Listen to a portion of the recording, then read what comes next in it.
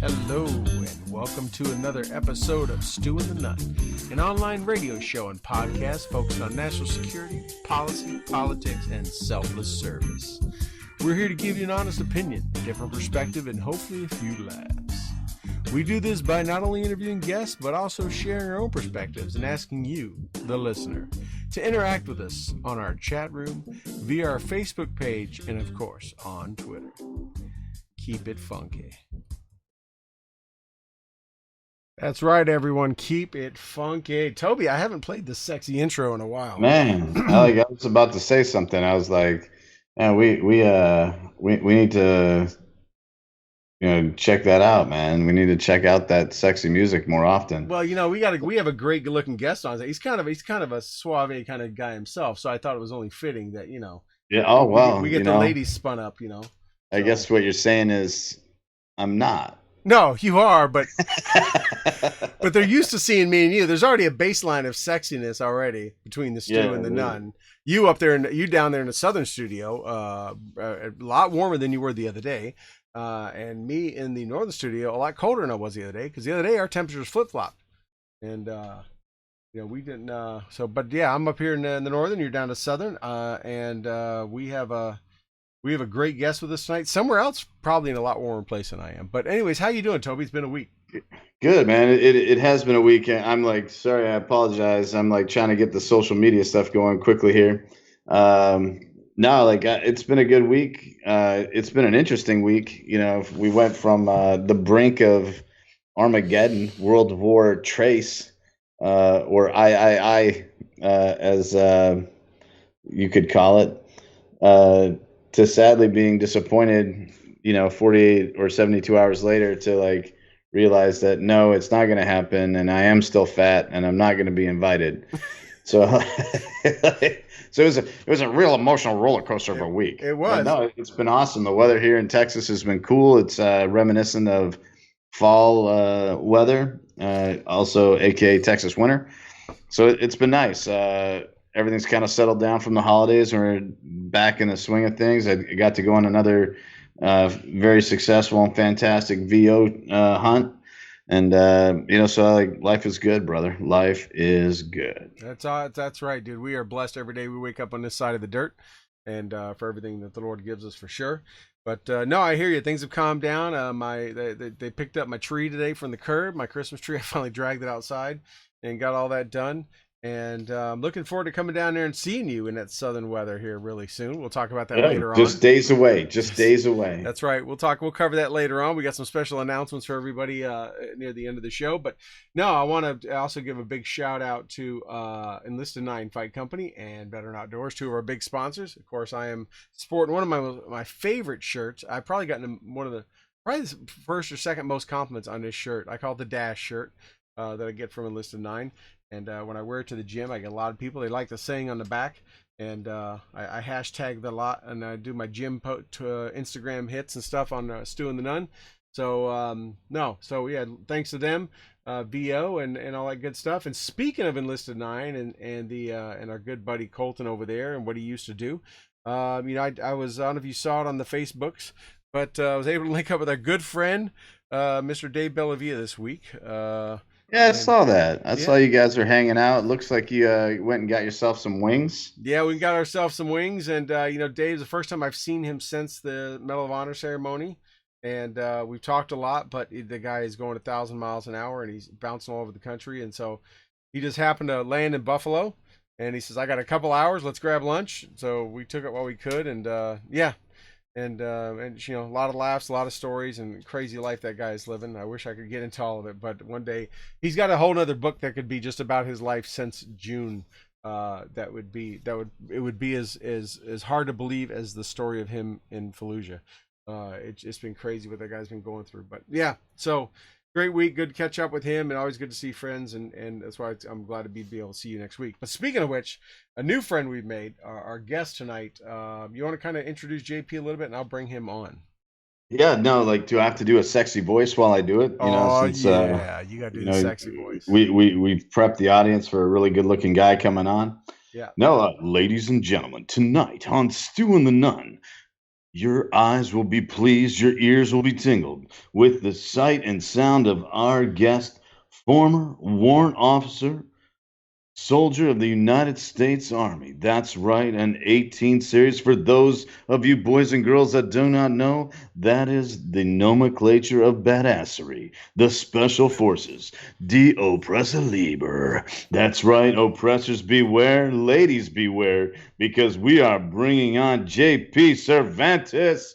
And great guy, awesome soldier with a wonderful history. You just found out before the show that we knew that JP and Tim are friends, obviously, because he has made an appearance on History Channel's Hunting Hitler. But he's got some other film projects in the works that we're going to talk about. But he's also a good friend of mine and worked with a really good friend of mine, J.R. Okendo. Shout out to J.R. and his big black dog, Nietzsche.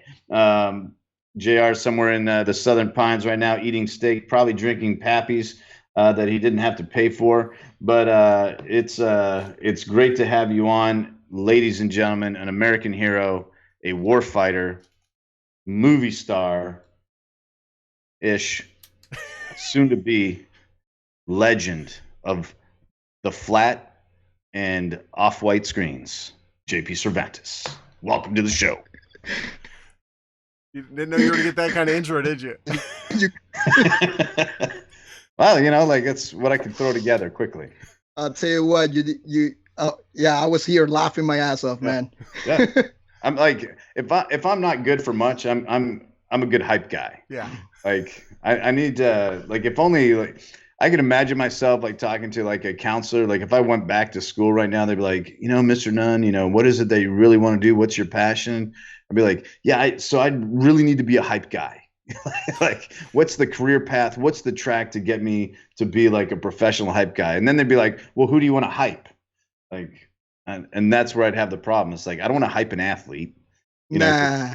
No, that's so yesterday. That's so. Too bad you're in Snoop Dogg's paths didn't cross back in the day. You'd been great. No, like, dude, Snoop Dogg, I got to tell you, Snoop Dogg did something that I think is awesome. And if you ever get the chance and you want to go down a quick little rabbit hole, watch Snoop Dogg's. He has an American Sign Language interpreter with him at all his concerts. What? So, like, Google video, YouTube, Snoop Dogg Sign Language, and man, like, old girl that's like signing to the crowd. Oh, she gets down. And, like, you want to see someone throw up some signs like, I'm a motherfucking PIMP. Like, I know that's disrespecting the American Sign Language, but dude, it is worth the rabbit hole. Mom's watching, dude. Mom's watching. You dropped the F-bomb. Sorry. That was actually a quote. Oh, okay. That was a quote. That's actually a lyrical quote. Those aren't my words, Mom. Those are Mr. Snoop Dogg, the American contemporary poet. I didn't. This is Stew and The Nunn. We don't have a buzzer. We don't have I can't beep you yet. We don't have that, so there's nothing I can do about that. Anyways. All right. Hey, JP, how you doing? Welcome to the show. As you can see, I'm doing great, guys. We take all kind of we take a path any which way. We don't know which way he's going to go. But hey, well, welcome. You know, as Toby kind of said, I mean, we have some mutual friends, and you've done a lot of great things, and Toby put up a blog post, and you've got a website up. So people can go check that out. We'll cover that more in a little bit. But I mean, if you wouldn't mind just kind of giving our viewers and our listeners a little brief summary of just kind of what your background is, and then we'll kind of bring us up, and then as far as the military background, then let's get into some of where you've gotten into the media industry, and let's talk about some of that. All right. Well, I'm originally from Puerto Rico. La Isla del Encanto, Puerto Rico, which right now is shaking. There's been like, wow. I don't know how many earthquakes in the last few weeks, but so I was born and raised there until I decided to join the Army. I was actually in the ROTC when I was in college in Puerto Rico, but I got tired. I decided, you know what, let's do this. So I joined when I was 19, went straight to the Army when 82nd. So I was in the infantry at first. Did a few years there. I was stationed in Panama. Yeah, infantry, baby. Second 325. I don't know where you were at, but so I went to the second 325, 82nd Airborne. I did about 3 years there. Then I was stationed in Panama for a year. I was lucky to be there when everything shut down. So it was my last chance to go to Panama. They said, "Hey, listen, you can go to Ranger School right now, or you can turn down your assignment to Panama and then go to Ranger School. But if you take your assignment to Panama, you're not going to Ranger School." I'm like, well, Ranger School's still going to be there. Panama is shutting down. I'll take Panama for a year. How about that? So, yeah, that was not a hard decision to make, right? No, you took the right door there. You took the door number one, the right one. Yeah. So I went to Panama for a year, and then from there I went to selection. Came right back to Fort Bragg. So I spent my entire career in Fort Bragg. I didn't move except for that 1 year I was in Panama. Sorry about that. Oh, yeah. Unfortunately, guess what? I'm still living here. All right, you're still in Bragg. Yeah, after retirement, I was too lazy to move. Back in Bragg. I already had a house here, and I'm like, you know what? If I start packing my attic, I'm afraid of what I'm going to find. So might as well just stay here. So CID may be afraid too. They may be afraid what you find. I know. So I'm like, you know what? I'll stay here. But I went to selection. Went to the Q course. I became a Special Forces Weapons Sergeant, 18 Bravo. Spent a few years as an 18 Bravo. Did a combat deployment, a bunch of other deployments to South America. Then I decided to go the warrant officer route. When warrant officer did more deployment, I was in the same team with Tim Kennedy. And then J.R. Oquendo later became the Sergeant Major, Charlie 37 as well. So I worked with J.R. a few times.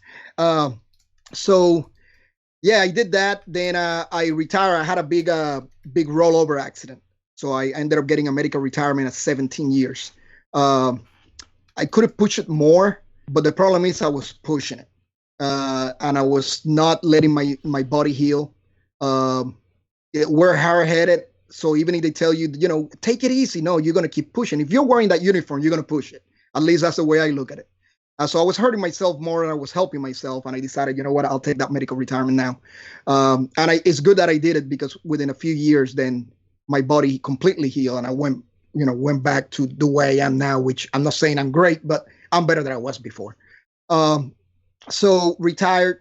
Then I did that. I started doing contracting, started my own company, doing training, some consulting, it's Nose Defense Group. We do training development, scenario development, and implementation of scenarios, role players. I mean, you name it, we do it. A lot of people go like, what do you guys do in the company? I'm like, what do you need? Because if we don't get it, we probably know somebody who got it and can help you out.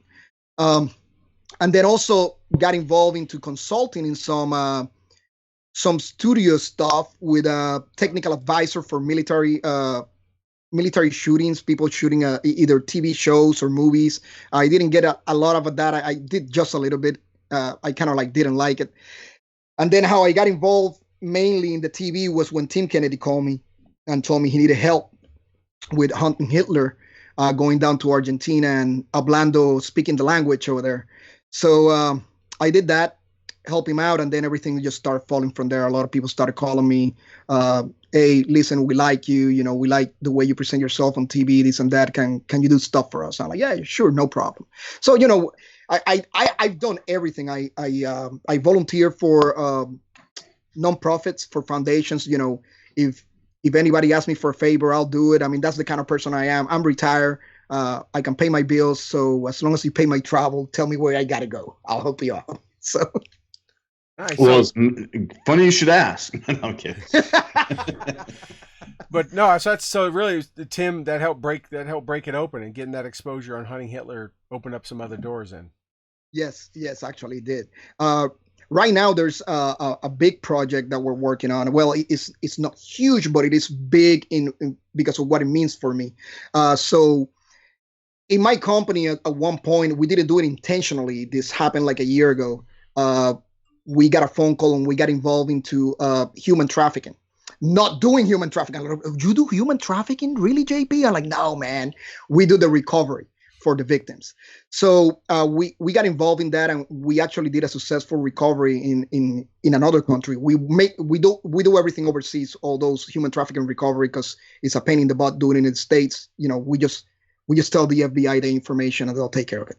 But overseas is different, especially with corruption in the police in foreign countries, right? You cannot trust them. So we got involved in that, and after that successful recovery, all of a sudden we started receiving phone calls. So this year alone, we did 4 contracts doing human trafficking recovery. With that said, actually a veteran and a country singer, Ryan Weaver, got his new song Arrival. And so I was contacting him like, hey, listen, Ryan's trying to do his music video Arrival, and it's going to be about, you know, he wants to do a short film PSA for human trafficking. And I go like, oh, perfect. I'll help on that. Actually, we can use one of my real world stories on one of the recoveries to do this. So I became involved as a technical advisor, and now all of a sudden I'm in the movie as well as an actor. We got a good cast in the movie right now. We got Tig, you know, all the Benghazi heroes. We got Tig, we got Tanto Peranto, we got Boone. I mean, and then other people that are coming on board as we speak right now. I mean, Ryan is doing his thing, getting people on board. But the hardest part is just sponsorship, because basically it's not cheap to film something like that, especially when there's going to be helicopters involved and, you know, a lot of cool stuff happening. So we're working on that.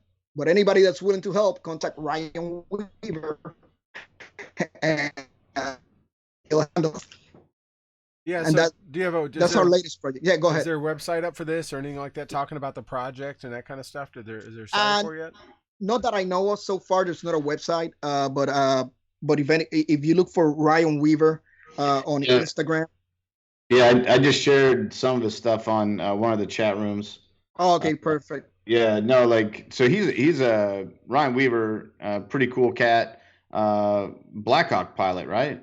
Former Blackhawk pilot. Yeah, two cool times cat. Gold Star family members. 2 brothers served and were killed. Yeah, really, like strong history, and yeah, just a pretty class act. He's partnered with 9 Line Apparel. Which is, you know, obviously a partner of Enlisted 9 Fight Company, the show's sponsor. And, you know, so shout out to all them. And yeah, no, like, that's pretty cool. It's neat when you see these projects. You know, I've been known to dabble in the film thingamabob a little bit. And I love it when, you know, people are able to come together, you know, to put their passions together. And, you know, maybe their paths wouldn't have crossed if it wasn't for this one project or this one passion. But when you see these kind of complementary activities, where you see these messages being shared and, you know, reverberated or echoed within, you know, like the rank and file of the veteran community, it's really exciting, because, you know, it adds this validity, it adds this power, it is this poignant punch that says, hey, like, we actually know what we're talking about here. And here's, you know, like, obviously music is a great artistic way, you know, and like a very benign way to like introduce some very harsh subject matter, you know, to the general public. You know, when you wrap a harsh message, you know, like around some like sweet music, like The Sound of Silence, you know, like, and all of a sudden you got like a harsh message, and you're like, oh, like that's a cool song, you know, like, Yeah. and so, you know, it's really neat. And when you see like people working together to do that, I love that. It's a beautiful form of communication. Art is a great medium to like, you know, help educate, you know, the masses, if you will. So you got a couple of different film projects coming up, right? So you got Arrival, and didn't I see like you're working on another one too? Red Audible? Or... No, well, that one actually I was an associate producer on that one. I'm not really involved in the filming in that one, just as an associate producer. That's it. Oh, okay. And you're just like dollar bills. Let me just, you know, help films be made. I like your style, Jay. I like your style. Yeah. Well, I recorded 2 pilots for, you know, one for another production company, one that I actually produced, but one of them I don't know where it went. And the other one, the one that I produce, actually still getting work through some people trying to figure out if it moves forward or not. It's basically a TV show. What like what kind of film projects really interest you? Obviously, Arrival is a very, you know, personal and, you know, professionally passionate thing. But, you know, what is, if you had your druthers and you got to like, you know, you got, as they say in the industry, greenlit, what's a project you would like to do that would get greenlit? Interesting. I think, you know, military movies really interest me a lot especially because I think that they're not doing justice to what really happens on the ground. You know, if you notice, there's a lot of military movies out there, and majority of them, when you look at them, they all focus on officers. I don't like that, because reality on the ground is the officers don't do all the work. You know, the guys on the ground are doing all the work. The NCOs are doing all the work, you know? True. And, right. So a lot of that really, you know, when you see that they focus the entire film on that officer, I go like, well, that's great. He was there. I'm not saying he's not doing his job. It's like, but don't make him look a badass like you're making him look in that movie, because he's really in an office drinking coffee. Yeah. Now you're a special forces guy. You know, you spent a lot of time as a, you know, on the team, an A team for our listeners, an operational detachment Alpha. How many officers are on an ODA? Only 2 actually. You got the captain, and then you got the warrant officer. Right. Now the captain is how many members there. On that team? Yeah, there's 12 total. Now there's normally the captain is there for tours. It used to be 2 years. Now they're doing less than 2 years. Some 1 year, year and a half. The beauty is then you still got the warrant officer, and he's the continuity on the team. Not only is a requirement, you had to be enlisted in an A team before, right, to apply to be a warrant officer. So now you already come with that enlisted experience in a team. Then you come back to the team, and then you spend years in the team. So you see a few captains come in and out, and you're still in the team. So you maintain that continuity as the officer in the team. But all the work is done really by the guys. I mean, even me as a warrant officer, all I did was making sure all the missions got approved and all the MICONs were approved, and making sure everything. Of course, I always went out with them. That was the kind of guy I was. But they do all the work, and they don't get enough credit in movies. That's what I think. Well, you were a member of not just ODAs, but if memory serves correct, you were on a SIF team as well, right? So you did SIF work, which, you know, for our listeners, I think it's got a new term now. It's not called SIF anymore. It's the CRIF now. The CRIF. It's the CRIF. It sounds like it's like a gang sign. You're like, yeah. Hey, are you down with the CRIF? I'll tell you what. The first time I heard it, I was like, what? Oh yeah, because I'm in the CRIF. I'm like, is that something new? They're like, no, you call it the SIF. I'm like, oh, okay, cool. Yeah, no, the CRIF. formerly known as the SIF, that we can all say and not feel like we're like throwing some like West Side gang side up. But the SIF, the Commander's Intervention Force, right? Like this is the direct action team. This is really not just the tip of the spear. This is the weight of the spear. This is the full force of the spear. This is like if SIF is what we should have sent to Benghazi, right? So like that's the force. That's what we need. Like that's what we should have sent to go get guys on the ground. Like we got some HUAs that are sitting around the world right now as we speak in another country, chilling in a hangar, just going like looking at their phones and flipping back between Facebook and their messages and refreshing their messages, hoping like this is the time, this is the time, this is the time. Like everyone thinks that they're in there and they're getting closer to God. They're like, man, they're scared they're going to go to combat, and they're just praying that they get called. Like they're just like, let it be our day to day. And for that, a lot of people don't know. The general public of the United States, they don't know. Like when they think of a reaction force or in terms of DRF, they think like those high-speed guys from the 82nd, your alma mater there, that got fired up to go over, to help bolster our presence in the Middle East after this little hubbub with Iran. They think about the Marines that get mobilized, from a location, to get there. But what they really don't understand is like that's cool and all, and everyone can be like, well, they're first in, or they're like the SIF is what's up. The SIF is really, really what's up. I think I heard it. I think I heard. I saw an announcement that they talked about the Marines showed up there in 13 hours, roughly, or something, or something like that. They literally had the first force. They said it was SOF forces, right? Obviously, it could have been the SIF, but some kind of special operations force was there in 13 minutes. Was there on the ground in 13 minutes. So the beauty of the SIF is that just like the Marines, they're standing by ready to deploy. They're that quick reaction force. So the SIF, which is the commander's in-extremis force, they're also ready to deploy at all times. Of course, they bring a bigger capability, right?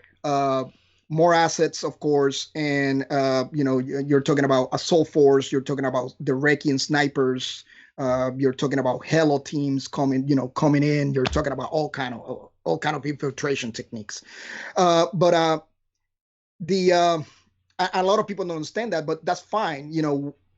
Like I used to tell a lot of guys, a lot of people tell me, hey, but you guys were there and nobody said anything about it. I'm like, you know what? We don't need the credit.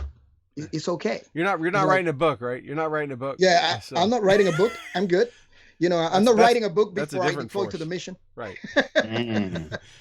Or on the plane back, already started contacting your agent. Yeah, that's someone else. So I tell people that's fine, and a lot of us don't care. And we're fine with that. That's what we that's what we sign up for. That's why they're known as the quiet professionals. Right? For a reason. They as Special Forces wears that badge, wears that nickname with honor, and it's there's not many that go outside of that, right? It's rare and far and few between. It's funny, JP. Our past, I was you talked about you spent all your time at Bragg. I was born at Fort Bragg. I'm so sorry. And I actually lived for 4 years in Panama. But oh wow, yeah. So back in the 70s, back when it was fun and exciting. Yeah, and I almost went back to Panama myself. I was supposed to go there, and then the Army said, "You're going to Panama," and I said, "Sweet." And then they said, "Oh wait, no, you're going to Korea." And I was like, "Wait, what?" I'm like, no, that was the first time. That's a big change. That was the first time I learned Korea. In the Army. That was one of many lessons where I learned don't talk shit to your buddies, because Murphy, there's this dude Murphy in every unit, and Murphy bit me a few times. The first time was when I got orders from Panama, and I thought I was going back to where I used to live, and I was going back on jump status, and I talked a lot of smack, and I ended up in Korea, which was still a great assignment. I just didn't think it was going to be at the time, but yeah, it is a big difference because while I was in Korea, Panama happened, and that just made it worse because I was like, I could have been there, like I would have been. So, that is true. So our paths have kind of crossed a little bit, which is interesting, but yeah, so obviously you've been very active around the world. You've been active in the military, and now out, you're retired. You do a lot of things. You've probably been to a lot of places and see a lot of stuff. Like a lot of friends of Toby and I are that have worked in that world, in that community, that have continued on to serve silently. and give back. In fact, I just found out from a good friend of mine in Toby's this week that he's in the UAE now. He's like, hey, here's my UAE number. I'm like, oh, when are you coming back? He's like, I'm not. I'm like, all right, what are you chasing? But yeah, so I mean, so you know the world, you have an opinion, you know the geopolitical climate, you know what's going on out there. So I want to ask you, really, there's been a lot going on this last week of stuff that really mattered, being what's happening outside of this country, not what's happening in the capital, but what's happening outside of this country. And I'm curious of what your opinion is, what you know of the world, what you know of the players in that sandbox, that play in that sandbox, and what your thoughts are on what's happening over there. Were the right things done? Where it was, in your opinion, if you were the president for the day, would you have made any different decisions? Would you have handled anything differently, or maybe used different types of capabilities, or what? To be honest, I think the right capabilities were used. I mean, we got the technology and we got the assets. Why not use them instead of putting boots on the ground? Now, of course, I always going to say, hey, send me, right? Because that's what we like. But in reality is, when you do the risk assessment, risk mitigation, if that was the right move to do, at the time that they did it and all that, they did exactly what they were supposed to do. So in my mind, there was no questions that was the right move. Of course, the president is getting criticized because, I actually can't believe that I heard people on TV. I can't quote names, but I heard people saying this guy was a national hero and a great leader to his country. I'm like, do you even know who you're talking about? You obviously sitting in an office and you just Google his name and started talking about him because you got no idea who you're talking about. Yeah, that was Chris Matthews on MSNBC. Just to give you a reference, that's exactly who said that. Yeah, I'm like, come on, man. It's like people hate him in his country. They don't want him there. Yeah. They're happy. They're right now celebrating in the streets. Well, what happened the day after was in Iraq. A whole bunch of Iraqis stormed the Iranian consulate and burned it to the ground, like attacked it and stormed it. Their essentially mini embassy, if you would, their consulate. That wasn't hardly carried, right? Because it was Iraqis who were celebrating that he was taken out, right? Exactly. And so this is the problem that I think a lot of politicians, unfortunately, in Washington, they have never served. They got no idea what's going on in that region. They don't know the danger. They don't know who the players are, right? So they react just on emotions. Now, the president, of course, he had to listen to his advisor, his commanders on the ground, his generals, all those people who really know what they're doing. And they're telling him, listen, this is the right move. This is what we need to do now. So if you don't have any experience in that, you're just a career politician, just be quiet because you got no idea what you're talking about. Right. Just be quiet. Don't have an opinion. How about do some research first? Well, I'm going to throw something in there. Oh, go ahead. One, if you are a politician in a position of power, you know who he is. Like you don't need to look over your shoulder at a staffer and be like, who's this Soleimani guy? Like, our Treasury Department, our State Department, for not recently, but for many years, have listed that organization, Al-Quds, or the Quds, as a terrorist group. Any person that has studied political science in any university, it doesn't matter how liberal the university is, if you've studied political science and you've had any curriculum involving terrorism, the only example of state-sponsored terrorism in any textbook is this guy. Like, exactly. Right. So like the part that is mind-blowing to me is like people are like, well, of course, people like Chris Matthews or some of these media folks, and that includes all channels, might not be familiar with who he is. But if you're involved in, anything international relations, foreign relations, in the political science realm, you have an idea of who he is. Yeah. And so like this naivety or this false naivety, this rhetoric, this, like, oh, well, we really should learn who this person is before we just start slinging stuff at it. Like that is, what's the word that they're using the other day? Malarkey. Like that's just shenanigans.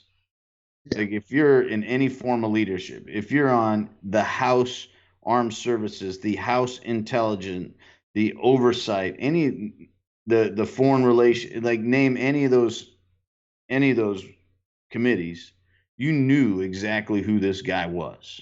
And you know that we've been trying to get him for a long period of time. Yeah. And the fact that he was on soil that we had status of forces agreement with, this whole like war powers thing, like this is all like this crazy political grandstanding.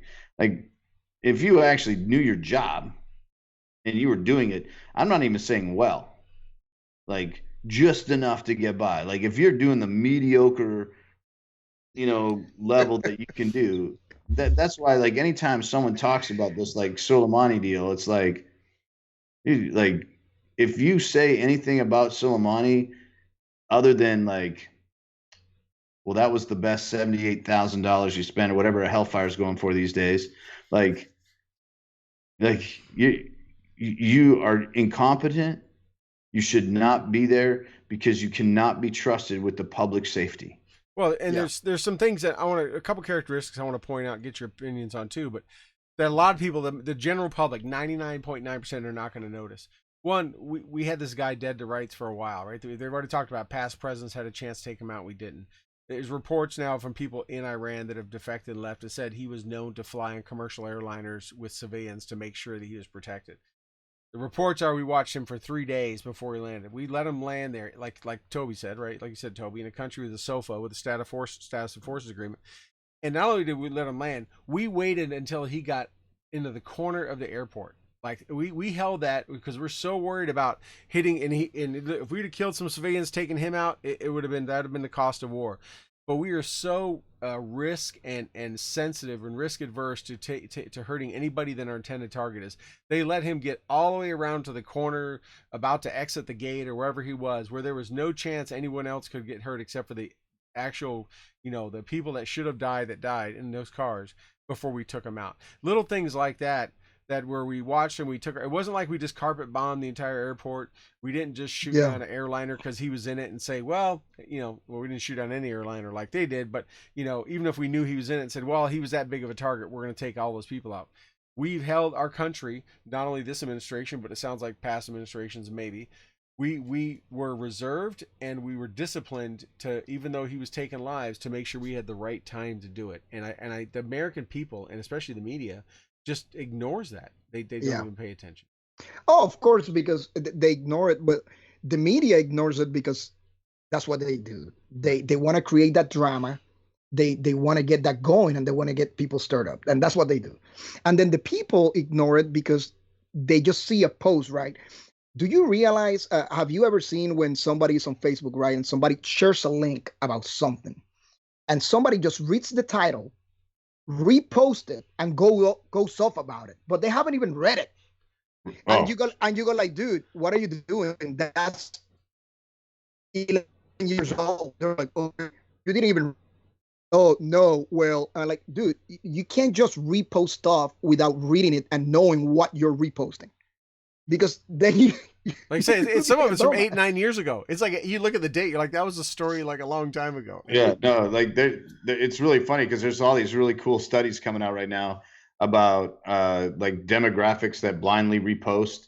The person that's most likely to spread false information on the internet's your grandma. It's like, right? No, it is. Like, it's true. Oxford University just completed a study, and this is like this anti-Trump thing, because they've figured out statistically that they believe that more fake news is spread by people that hate fake news or whatever. Like that was like the whole hypothesis of this Oxford study. So it's like really interesting to see, like that, because I catch it all the time where people are like, they just see like a headline and they're like, oh, this guy's a war criminal. So like this guy's a scumbag. They're like, he wasn't convicted of war crimes, or this person is that. This person's like, no, like that's not accurate at all. Like that's, and even in the article, like it like refutes like the headline. But this whole clickbait culture, this outrage. It's all about like getting the pitchforks going, and like, we're gonna put you down. Yeah. It is that pitchfork brigade. It's that pitchfork mentality of going to the sheriff and saying, let the guy out of the jail. We're going to hang him from the highest tree kind of stuff, right? It's the Salem witch trials that have been. You know how many people call me telling me, JP, I can't believe we bombed Iran. I'm like, what? We bombed Iran? No, we didn't. They're like, yeah, they killed Soleimani. I'm like, that was in Iraq. They're like, BIOP. Let's not forget, it was that BIOP. Like, Iran, Iraq. It's only one letter difference. I mean, really. Yeah. Like, but they're like, we just started a war. And then they go like, oh my God, we're going to go to war. I'm like, where you been this whole time? Because we've been at war. Yeah. I mean, this is nothing new. We've been at war since, 9/11. I don't know. What are you guys talking about? They're like, we are about to go to war. I'm like, we've been at war, dude. Oh my God, the draft is going to start. I'm like, it didn't start for Afghanistan. It didn't start for Iraq. Everybody was talking about the same crap. It didn't happen. I'm like, calm down. You can't even pass a PT test. You'll be all right. Can you imagine? I want to bring this up. I want to get your take on this. In about a year and a half, a little bit over a year and a half, and a little bit under 10 years, someone that retires out of the military 20 years will spend an entire career in combat in just under 2 years. And someone will retire with 20 years, and they will have spent their entire career in a military that was, should I say, to state correctly, in a military that was in combat, right?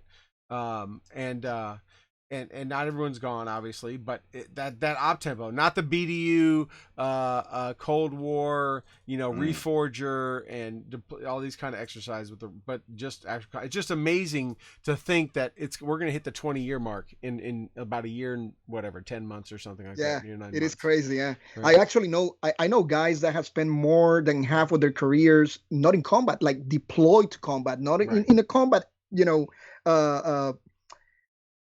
military in combat, but like actually deployed in combat. Right. And you're like, dude, how many deployments you got? And they go like, dude, I should have an Afghan and Iraqi citizenship by now. Yeah. Like, they should just give it to me. Yeah. I mean, we've got a number of friends of ours, Rusty Bradley and Scott Mann and a lot of these guys that grew up in the SF community that my God, Scott. I love Scott. I actually saw Scott here in the last out play when he was here. Did you see last out? Did you like the play? Yeah. Oh man, I'll tell you what. Hey. That was some powerful stuff. I got my bands right there, man. I got my bands awesome, right there. Man. Yeah. I love hearing that. I love hearing, the feedback of guys and gals that have like gone and checked that show out. Like, it's really neat. We had Scott on here not too long ago, and Troy, he's the big baller, mainly because he lives in the north. Was able to go see it up in New York and take his family, and I've only been able to see like little video snippets of it, and I'm super excited to get the opportunity to see it. But man, like, not only is it being received well, like in the public, which, a lot of things get received well in the public. Like, I saw an advertisement for like this new 68 whiskey show that's coming on the Paramount network that, like, again, it's just another Sergeant Bilko type, like combat. I actually like Sergeant Bilko. I did too, but like, Sergeant Bilko is a comedy, like exactly. MASH was a comedy, like. What? They have another show that is about military wives as well. Oh, yeah, the Real Housewives of Fort Bragg. The Real Housewives. That show's been going on for a long time. But let me tell you, Last Out is the closest thing I have ever seen that will deliver the message. Yes. Yeah. Everybody talked to me about the play. And they told me, JP, you gotta go and see it. And I always told them, don't tell me anything about it. I want it to be a surprise. I haven't even watched any of the clips that were, that were on YouTube or anything like that. No, I didn't want to watch anything. And one thing I didn't expect was, when they do the roll call. Yeah. Oh, that was tough. Yeah. Well, guess what? One of the names that they called was Staff Sergeant Cervantes. Oh. That was Victor Cervantes. When I heard that, goosebumps, like I froze in that, like I heard my name being called a roll call, and Victor actually went to the Q course with me, which we kept getting confused. I kept getting pink cards going like, you did this on patrol. and you flipped off the instructor. I go like, I wasn't even in that patrol. What are you talking about? They're like, oh, okay, it's the other. And Victor kept saying, man, they keep sending you my slips. That's funny. Yeah, it allowed him to do whatever he wanted. Yeah, no, that's pretty awesome. That's yeah, it is a great show. I got Scott asked me to come see it in New York. I saw it in Buffalo, and then he asked me to come see it in New York. So I brought my family again, and we flew to New York City and went and saw him and hung out with him again there. And it is a great show. They're on their way out to Burbank right now. They're on their way out to California right now. And, I can't wait until I see it again. It was just amazing. You know, yeah. I got to take my son to see it. My son needs to see that. Yeah, the families need to see it. America families, not even military families. Because military families, it'll just validate what they already know. The American people themselves just need to see that show. But anyways, I forgot. I was on a thread when I mentioned Scott's name. I forgot what I was even saying, but it took me out. But that's okay. That's okay. That's a good topic though too. No, it's you know, what I was saying was, you know, it just the folks that have went back and forth and all that kind of stuff and you know, have deployed and done it and given up so much of that time, like you talk about, whether it's over the 20 years or so, whatever, you know. We've talked about on here the number of folks that have been in the SF community or been around it and friends of ours. But, you know, we talked about 20 years, someone's going to go. In the SF community itself, I was an Army brat. My dad did 22 years in SF, so I've been raised in that world my whole life. The SF community today doesn't know the FID mission at all, right? They don't understand the non-sexy, right? You know, all they known from 9/11 on is door kicking and hoo-ah stuff. The FID mission is super important. That's what SF was built for, but it obviously doesn't look as sexy as flash banging and you know, clearing the room. But, you know, I just curious, and I've talked to a lot of SF buddies of mine about this. I'm curious what your take is on that. What does the community need to do to get back to learning the core mission of SF, which is enabling the indigenous forces around the world to stand up and even though I know it is happening, trust me, I know it's happening all over, but it doesn't. I don't think a lot of SF guys in the last 18, 19 years look at that as the thing they want to do. Well, you know, SF got a different set of missions. I was fortunate enough that I was involved with almost every single mission set that SF had, which, you know, I was just lucky. But I have actually met guys that been in SF for 10 years and all they know is, yeah, let's go and kick down doors and shoot people in the face. And I'm like, all right, that's great. I mean, because we're good at that. But you also got to be good at the rest, right? Because in order to go and kick down that door and shoot people in the face, you got to do a lot of other stuff prior to that, right? You got to build rapport with indigenous people. You got to be able to train them. You got to collect information, intelligence, this, that, build your target packets. There's so many things that you have to be able to do. It's not just door kicking. Anybody can do that. I can bring Rangers to do that. Right. I mean, and they'll do it well, you know, but everything else that happens to get there, that's a whole different ballgame. And so when right on 2009 timeframe, I went from group to SWEC, and I did my last 2 years over there to retire. And when I did that, at that point is when slowly 7th Group was starting to be pushed back into doing America. And they quickly found out that there was teams that had no one, not even the team sergeant, with FID experience.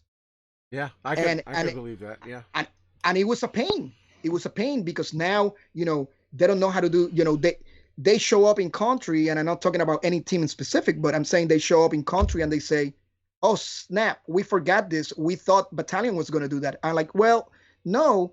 You're not going to combat where they're doing all that for you. This, guess what? That was your responsibility. This is a whole different mission. Yeah. So you got to do the advon, the PDSS. You got to do all that. You got to set up the ranges. You got to do your ammo draw. You know, you got to do this. You got to do that. Oh, really? Oh, I thought that was done for me. And like, no. so you know, there's so many things that it was starting from all over. I mean, they had to start from scratch almost and retrain that whole skill set. You know, and you know, right now as a contractor doing my company, you know, I do a lot of contracts in Central and South America for either hostage rescue, you know, kidnapping for ransom and sex trafficking and other things.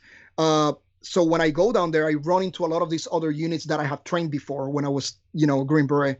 And I asked them, it's like, hey, man, so how's training? They're like, man, we haven't seen a team here in years. And I go like, what? They go like, yeah, man, we haven't seen a team in years. And we're like, oh, wow. So we need to get back to that. That's important. That's what we maintain our relationships on the ground and develop that network. That's why, I wouldn't call myself an old school guy in SF because I'm not. I don't consider myself one, but I'm saying my generation for when I came from, which it was 99 when I went to the Q course. I got so many connections in Central and South America. Right. And that's why? Because of those deployments. Right. There's a lot of people that don't know a single person in a different country. No, sadly, because the op tempo, they know them in their sector. They went in back if they went back and forth to Iraq or Afghanistan, right? Correct. Because the battalions groups got assigned to certain countries and certain sectors, and they took that same mindset, right? Like our buddy Rusty, he kept going back to Kandahar every time. He went to the same province, knew the same mullahs, knew the same leaders. So they took that mindset, but then you bring them back out and they go into their worldwide geographic area responsibility, whether it be Europe, South America, Africa, whatever. They've got to start all over. Not only can you not just go down the middle of the road and push everyone off to the side, right? But you're going to be rolling in an unarmored, probably SUV, and you're going to be making friends and greasing palms and winning and influencing people. It's a totally different, Exactly. Totally you're a force multiplier. That's what you are. You got to be able to be just you. Like when my first deployment with group was to Colombia, and they're like, hey JP, I was an E5. Hey JP, yeah. That's your platoon. Run them. So it was just me. I didn't have any other help. Of course, every other guy was, assigned to a different platoon. And of course, I can always call somebody else to help me. But I knew the language, so hey, I don't need anybody else. So it was just me training an entire platoon as an E5. As an E5, fresh out of Q course and all that kind of stuff. Yeah. So you got to be able to do that. And I think that one of the biggest problems we got right now is. But however, I came from the infantry, right? Right. So I already have that leadership experience. I was a team leader. I was a squad leader, all that. So I had that. We don't have that too much anymore. No. And, that's one of the big differences people I always ask about, SEALs versus Special Forces and what's the difference. They do the same thing. What a lot of people don't realize is pretty much anyone in Special Forces, they pretty much either came from infantry or Ranger regiments, infantry still, or somewhere along that line, and they built basic troop leading procedures and basic first and second level supervision and leadership skills. The guys in the SEALs don't, right? They come from all over the Navy. There's no troop leading per se. And a lot of folks don't realize that's one of the biggest differentiators is guys in the SF community, and whether it be Delta or wherever, they've grown up they were a team sergeant or team leader and a squad leader and so on and so forth. And before they work their way there, they know what it takes to take a small group of men and motivate them and lead them and that kind of stuff. Where the other side of the house, SEALs have a great application. They have they're the right tool for the right certain jobs. But they don't bring that level of leadership to bond groups together and lead from the front and how to motivate. They just don't. It's not their fault. They don't have that. Yeah. That's not how they're set up in the Navy, right? Yeah. And that's one of the things the Marines Force Recon, they're kind of like SF. They've grown up through the Marine infantry usually, and they've done the same kind of thing, right? But when you look at PJs, which are the Air Force's unique one, and those guys that do their thing, they don't really have that skill set. Just like the SEALs don't. They just come in, they do something tactical, and they get out, right? They don't work and maneuver like my dad did with the mountain yards and the Laotians in Vietnam and Laos, back in the 60s, where he had the same kind of group. He had, had a group of Laotians, and he was, fighting VC with them, as by himself or one other dude, or like you say, we're doing all over the world. That's a skill set that has nothing to do with the kicking a door or calling in a fast mover. It has to do with relationship building. Exactly. And that's what we're missing. And I know the SF community is trying to get back to that. I saw the training you're doing. I'm hoping that's kind of the stuff. Hopefully you're helping them with that. And I don't know if they're reaching out to private firms like you, but I'm thinking if you have that relationship, I would hope they reach out to folks that can bring some of those old school skills to them. Yeah. Hopefully. Yeah.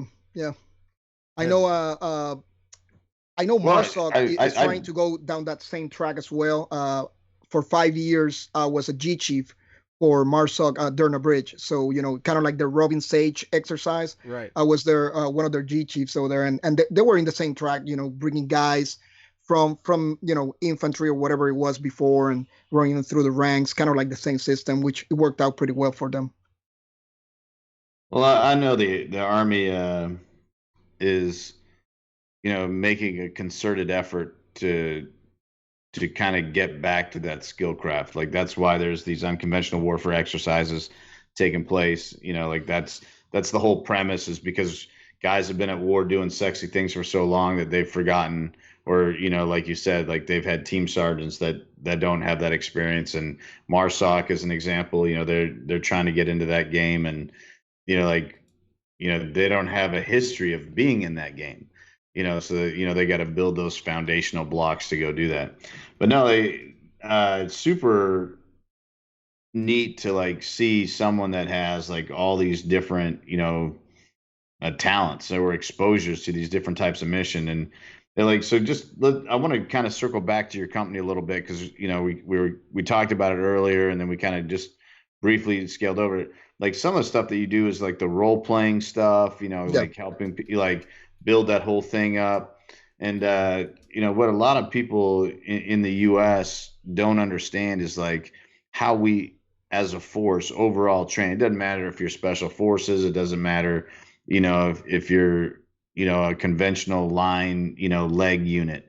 Like we train as we fight to the best of our ability, and we employ like all these different like mediums and variables, and build these environments and these ecosystems to try and provide the best training experience as close as it is as we can, with the harshest variables that we can, so that we be prepared for the right stuff. But how is your company involved in like with the third party portrayals and the role playing and stuff like that? We actually done a lot of role playing work actually for my own brothers in 7th group. Third group, first group, civil affairs.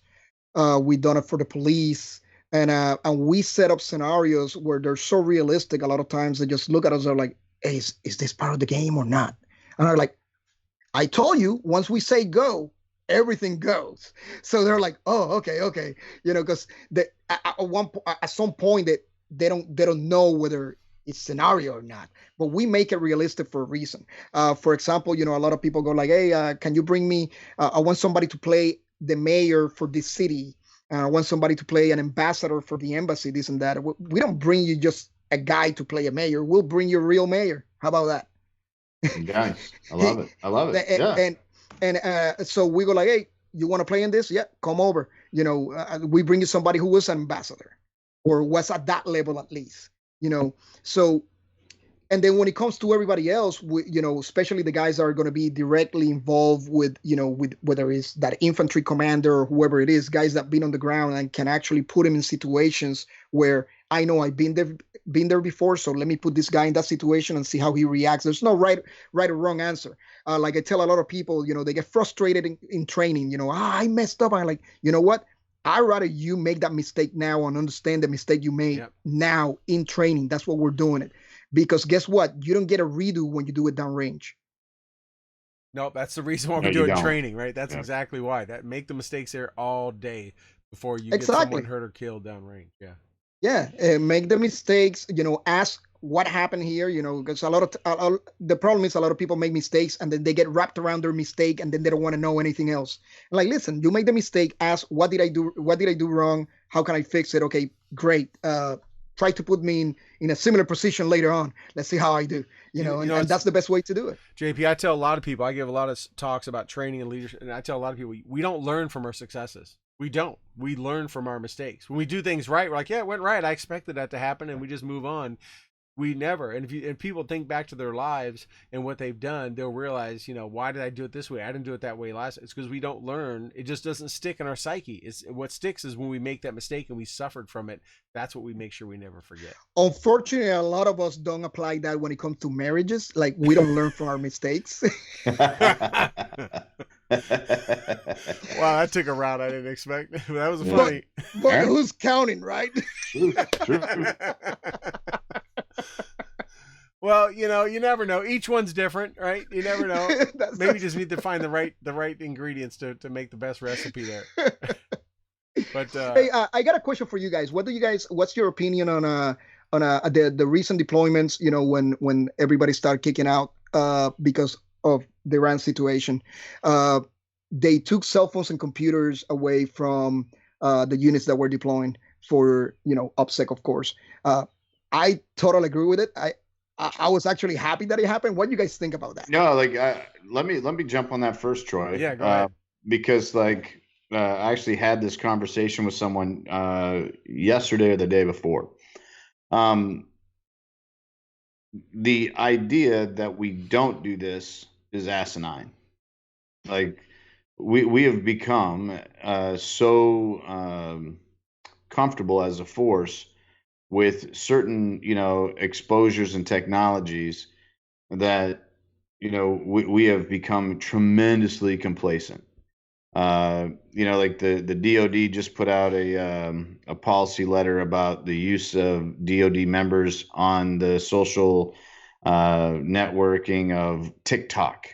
Because like there's all these apps, right? So we're smart enough to not let Huawei phones into our country, or like to allow them to be on the open source market in our country, at least. I guess you still get one in, and jailbreak it and, get some kind of SIM card. But, the means at which, people can get at us and get our information is so much easier and so harder to detect.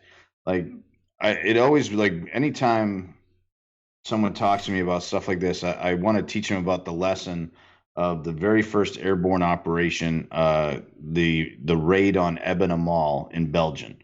It was actually a Nazi raid, and it was, a tremendous feat. And one of the reasons it was a tremendous feat is because they had all these different units training in a camp surrounded by villages to do one of the most bold and audacious attacks in military history, the very first airborne assault, and they were able to keep it a secret. Like no one spilled the beans, and that was because, like, they limited the information that the service members had. They kept, like they had this whole mushroom thing going on. They kept a lot of people in the dark and fed them nothing but bullshit, but trained them to a high level of proficiency on their task, and then the rehearsals with coordinating units. But for us to get information back in the day, and I'm very passionate about this because my grandfather in World War II, this was part of, he was with the War Office. He was a field artillery officer in Her Majesty's service, and then became a member of the War Office and did some time, I guess you would call it AFO work now. But, like to get information and intelligence, like there are people sitting in pubs, sitting in restaurants, working on farms, trying to figure out ways to overhear conversations or meet people to collect that intelligence. Now you got some people in some farm somewhere, like scrolling through people's Snapchats, like, because we have a culture that don't know any better, because the kids that are coming up and serving right now, they've had a cell phone their entire life. Well, that is true. You, the three of us can probably pick the time, date, location that we got our first one, and how mind blowing it was. Like we had the ability to not just a wireless phone that we could walk around our house in, but like a phone we could go outside our house with. And it was this big. Yeah. Hey, I don't want to date myself, but I remember when I went from a rotary to a push button, and I thought that was the hottest thing since sliced bread. When I didn't have to go much less a cell phone. By the way, cell phone was 1996 when I got my first one. Yes, I remember exactly. Right. You're right. So like we have an entire generation of warfighters that have grown up with smartphones, not just cell phones, but smartphones. Right. Like I remember, like getting my first iPhone and and being just impressed that I had this pocket computer. Now they're far more advanced than they've ever been. The ability to embed, software into that to track, to listen, to do all this stuff. Like So not only can we not trust our people to not do stupid things like, here, this is me Snapchatting, getting on the bird. Here's the tail number of the bird, so like someone can go to FlightAware and like type in a tail number and see like, Yep. here's Atlas or World Airlines or Terror, or Tower. Right? Yeah, Air like and track the movement of our troops because someone just Snapchatted it, TikToked it, Facebooked it, whatever. Well, dude, like, we can. A classic example was the Russians when they went to the Ukraine, and a young Russian soldier in an artillery unit took pictures and geotagged himself inside of the Ukraine. That was just a couple years ago. And that's how we knew. That's how we knew they were inside Ukraine shooting artillery. That's a great example. Yeah, that's a great example. Yeah. We have a challenge, but part of the challenge isn't just like the defeating of the technology or the management of the technology. It's we are fighting ourselves because our junior members' culture is one of social media. Like their First Amendment right is, for you and I, we're like, you have the right, to freedom of speech. You have the right to free assembly. You have the right, to like protest. You have the right, the freedom of the press. Like when we think of the First Amendment, that's what we think. A 19-year-old kid's like, I have the right to be on Twitter, Facebook, and Instagram at the same time. And because I got an app that puts the three of them together. No, but like keeping it real, like to them, that is the freedom of speech.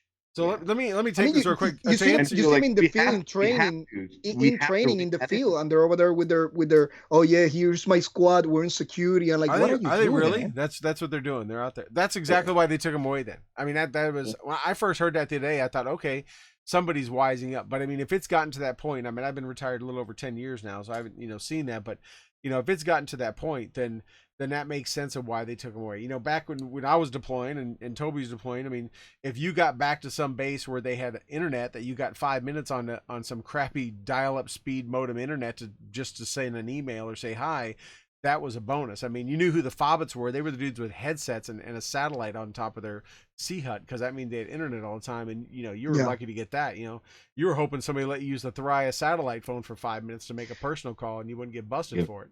And now they're connected all the time. They don't have to pay HajiNet.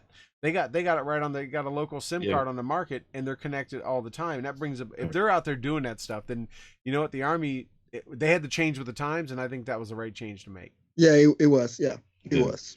No, but I like this. This is like an amazing moment though. Like people are talking about it, and I would be remiss, or we would be remiss, not to say like what a turning point in warfare. Like back in the day, let's talk about it embedded media. Like I remember one of the greatest scandals or whatever you want to call it in embedded media was Geraldo like drawing a map in the sand.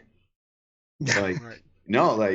And we were like, how I remember thinking to myself like, how did we allow this guy to be so bonehead and do this? And like he wasn't being bonehead, he was doing his job. Yeah.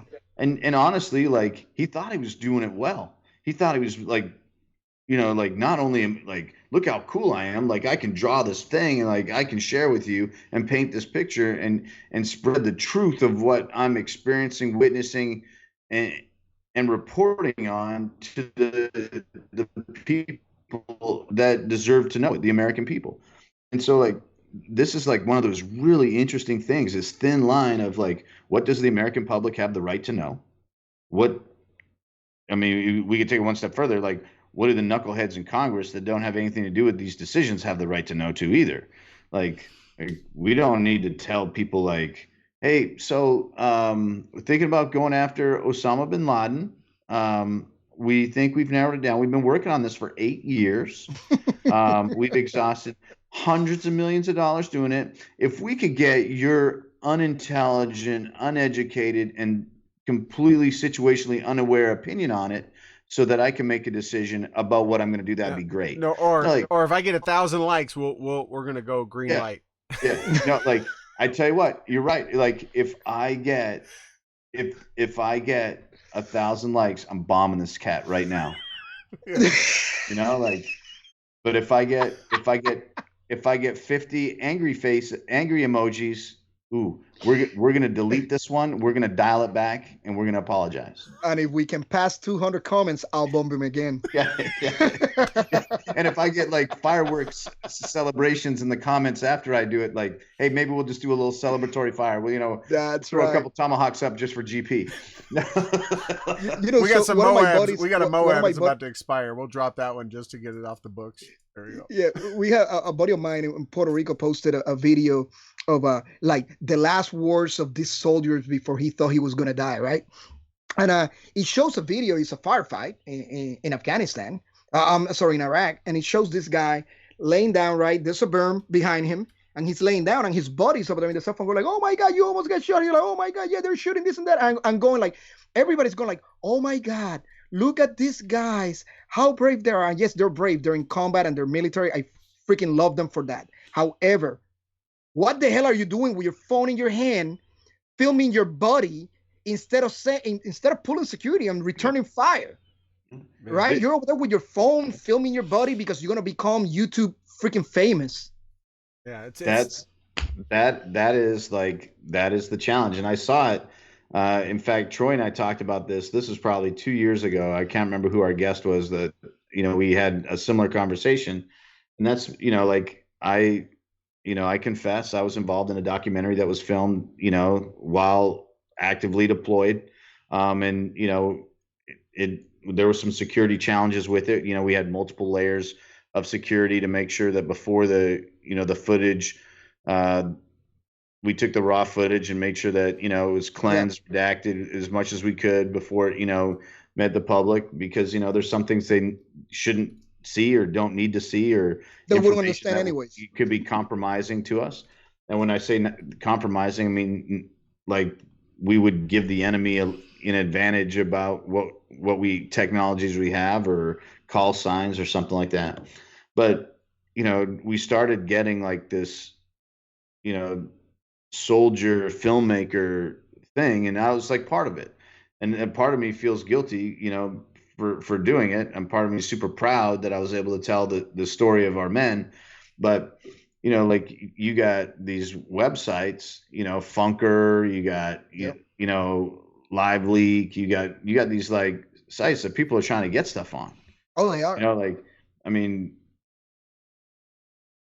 Funker's like the world star of like the military world, right? Like everyone's like waiting for that drunk dude to get knocked out at Whataburger or Taco Bell or freaking Waffle House in the middle of the night, and be able to say world star, like now you're just waiting for your buddy to yell like, "I'm gonna throw a frag," and you're like, "Let me catch this." All right, it almost sounds like they got their rifle in one hand and their phone in another one. Yeah. And they're like Snapchatting as they're going along.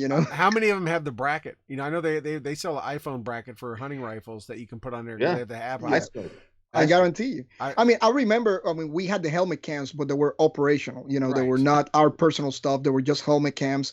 And normally it was for a bunch of different reasons. Right. But normally when we got back, it was like, hey, anything that we saw that we actually need to review cameras. No. All right. Delete. Boom. Done. That footage is done. But that's because, you were using that footage as a force multiplier. You were using it as like a TTP, and that's always adjudication method. You were using it as a defeat tool, for IEDs or booby traps or like, any kind of like contact TTP, like that's different. Right. Like you weren't doing it like, cause you were like, man, I'm going to get my YouTube channel up. Like, my daughter, like, my daughter's a great example. She's 12 years old, she's super talented. She's on the school audio-visual team, and I got to tell you, the audio-visual team of the days that when I was in school and the audio-visual team of what's going on now, that it's not the same thing. It's not. When my daughter's like, I want to be on the audio-visual thing, I was like, really? Like, and like that's really like the route, but like they do full-on newscasts. Yeah. My daughter's doing a they got green broadcast screens with, and all kind of stuff. Yeah. No, my daughter's doing a full-on broadcast every day. Instead of the announcements, instead of someone with a xylophone going doom doom doom doom doom doom, like good morning, Fairhope Elementary. No, like they got bumper music. Oh, yeah. They got graphics. They got multiple camera angles. That she's working in a director role. She's working on an on-talent role. No, they got teleprompters. No, like they're balling. Yeah. Right. That's well, like that is good though. I mean, it's good. It's super impressive. And it comes Christmas time. It's like, hey, what do you want to do for Christmas? Or what's kind of something you want for Christmas? My daughter, like, legitimately, she's like, I want to start my own YouTube channel. Like, you're like, okay. Yeah, but like that's the difference. Like when we were kids, like the idea of being famous didn't cross our minds. My son wanted to start a YouTube channel. One or two people like were 12 years old and they're like, I'm going to be a country singer. And, now we have Leanne Rhymes or whatever her name is. Like there's some people that were at a young age, like Michael Bublé or, somebody, Macaulay Culkin or some of these, stars that are like at a young age, they're like, oh, well, I'm going to be famous. And they go and do it. Britney Spears. I don't know about you, but famous back in my day meant you were going to streak at a football game.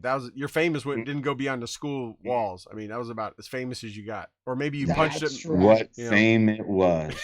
Right, that's it. You cash that in for nothing, but man, were you a hero. In the school. That's all that mattered. That's right. You might get in trouble.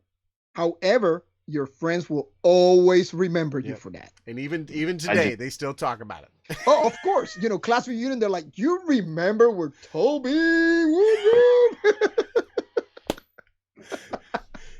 Remember Toby and that moose that one time on the football?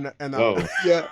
And the beauty is there's no video evidence of that. Nobody had cell phones back in the day, to be recorded and you like that. Well, and the cool part about that is the oral tradition. Now we got the arc of distortion, and that's right. I was naked riding a bull moose across the field while using like a meter stick that I robbed from the nun that was my teacher as a riding crop. Who could say anything different? Yeah. Say it different. You say it, it's fact. Yeah. Yes. That's it. It's your story. Yeah, gospel. So all this came from JP, from you asking this question about with the recent deployments and stuff. But I guess I don't know. Maybe you're probably closer, obviously, to what's going on in the military than even I am anymore. But is that an SOP or was that a unit thing or is that now a new Army policy? Do you know? You know what? I'll be honest with you. I don't know if it's an Army-wide policy. I know it happened for this deployment because there were concerns about, of course, OPSEC and the Wi-Fi signals being, being intercepted and things like that. And I hope it becomes a policy. I'm tired, to be honest, of looking at, Instagram stories, this and that, and there's people in Afghanistan, Iraq, and they're showing their barracks. And here's my buddies. They're showing all their buddies. I mean, everybody's seen that. That now they got names of your buddies deployed with you. They're in your barracks, and then they're showing you coming out of your building and walking around the camp. Now they know the distance from here to here. They can put things together. I mean, the enemy's not stupid. So I think there's so many things that are security violation when it comes to that. I hope it becomes a standard. Yeah. And if people are worried about, well, I got to communicate with my family. Well, that's understandable. Well, that's what MWR can set up phones for you, and you can make the phone call the old-fashioned way, or you can send the emails the old-fashioned way. But and they go like, well, I bring my own phone. This one guy told me the other day. He goes like, I brought my own phone, so duh. And I go like, well, that shows your level of retardation right there, because let me tell you, you're putting a local SIM card. You're going through the local cell phone tower. Oh, by the way, you know what that SIM card just did? Collected information on your phone, your IMEI, which is the DNA for your phone. And now they can tag on your phone. Yeah. Yeah, no, they can triangulate and they can drop rounds right on you because you just pinged, and this foreign alien ping on the towers is just like a neon sign going like, drop ordnance here. Yeah. And then you come back, you take that SIM card off, and then you put your SIM card on, and now guess what? They still collecting your shit. That's it. It's too late. Yeah.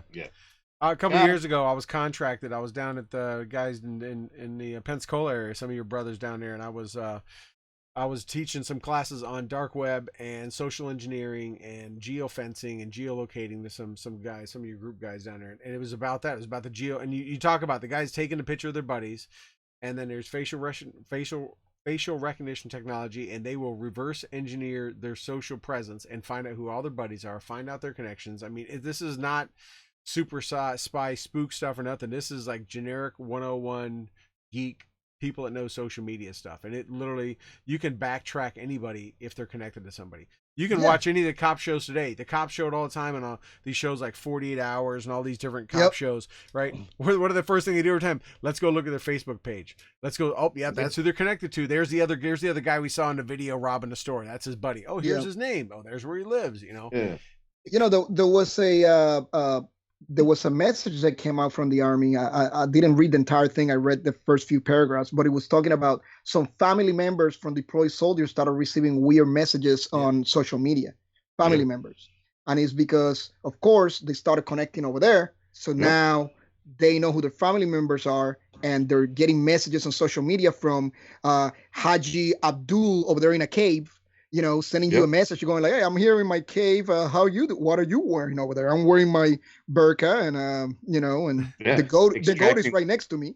Extracting money, you know, conducting psychological operations, you know, like, you know, eating at the morale and esprit de corps of, you know, the rear detachment, which includes the family. No, it's very targeted, very targeted.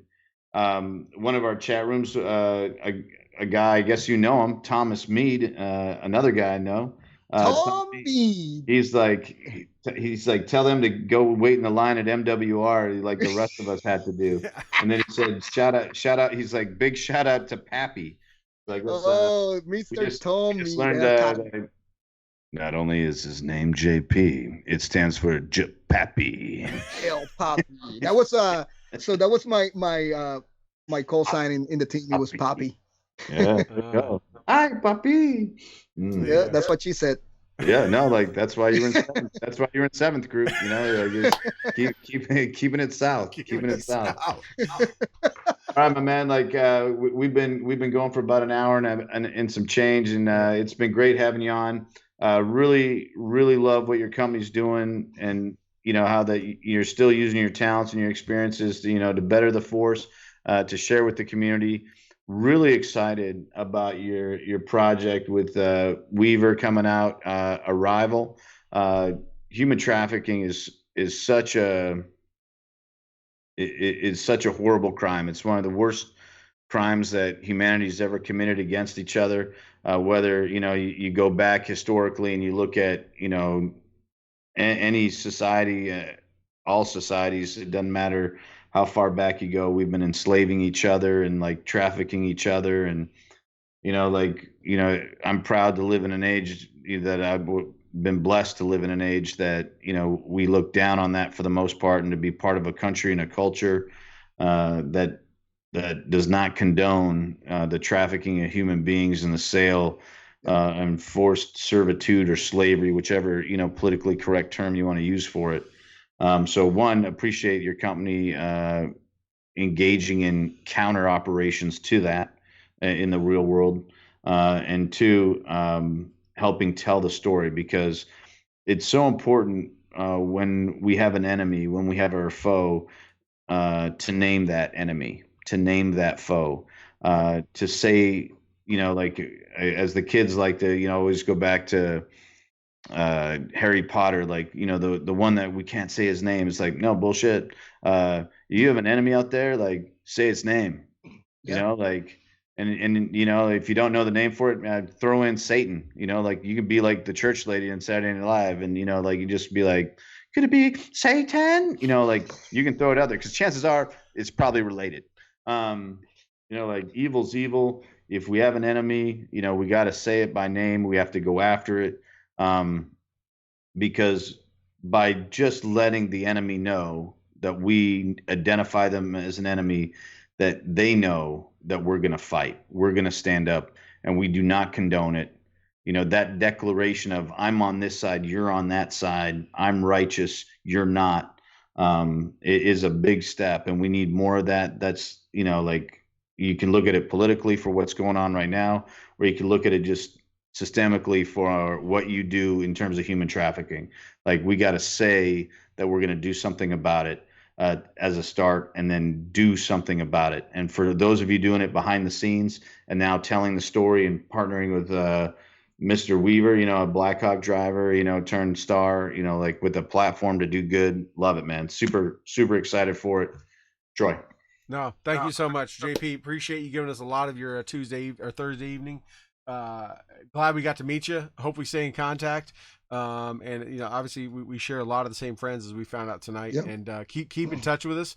Let us know as your projects get moved forward and things happen, and especially this film. Definitely keep us in mind, man. I'd love to have you back on and talk more about it, give you more exposure as much as we can. Oh, definitely. Thank you. I really appreciate you guys the invite, and talk to you guys later. All right, brother. Take it easy. Have a good night. All right, you too. Okay. Bye-bye. All right, there we go. Oh, holy cow. Did I just how did I just get rid of both of them? Okay. That's not what I meant to do. Let me call Toby. Let me get rid of Toby's thing here. Wow. Sorry about that, everybody. I did not mean to. Somehow I hung up on Toby. And I did not mean to do that. There we go. So let me give Toby a call back, because he's going to cuss me out for this one. And we'll bring him right back on to close up here. And that's very loud.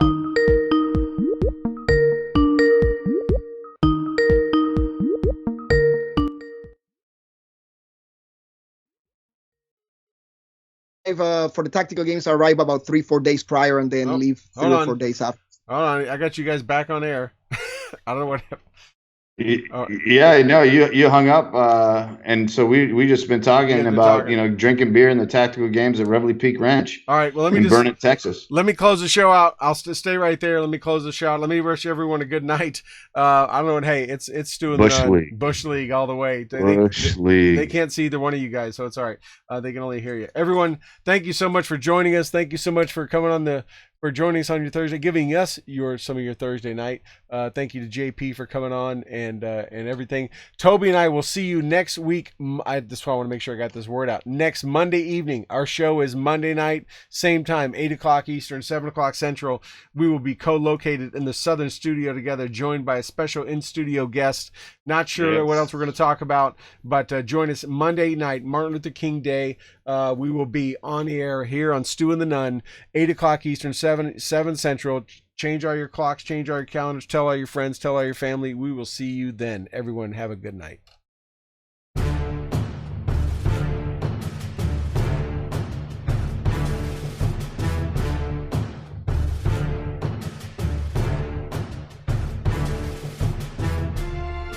Thank you for joining us for another episode of Stew and The Nunn Radio.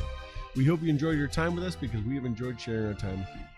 Be sure to check out stewandthenunn.com in addition to asking us questions and interacting with us on our Facebook page and Twitter. We look forward to seeing you next Tuesday at 8 p.m. Eastern here on Spreaker and Facebook Live. Also, we'd like to thank our sponsors, Warrior Media Solutions, BlueHammer.com, Veteran Outdoors, Graybeard Publishing, and Mighty Oaks Warrior Foundation. Don't forget to like our Facebook page and follow us on Twitter. Thank you again, and have a good night.